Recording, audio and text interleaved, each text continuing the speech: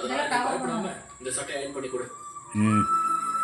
பாருங்க ஃப்ரெண்ட்ஸ், முளகுடி இதான் அரைச்சிட்டு வந்தேன். அயன் பண்ணு.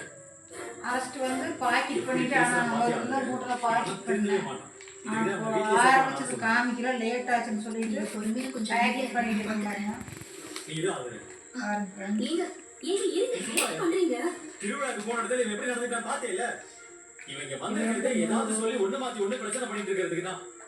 இத பாருங்க, நான் ஒண்ணு பிரச்சனை பண்ண வரல. என் உரிமையை தான் கேட்டு வந்திருக்கேன். அதுவும் தப்பா? நீ ரோஹிணி கிட்ட கேட்டதுல எந்த தப்பும் இல்ல கார்த்தி. ஆனா உண்மை என்னன்னு தெரியாம பேசுறது ரொம்ப ரொம்ப தப்பு.